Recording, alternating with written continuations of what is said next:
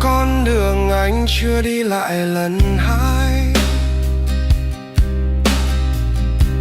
Giờ thấy những ký ức không phải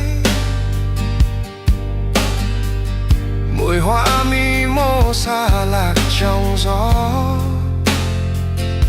như câu chuyện mình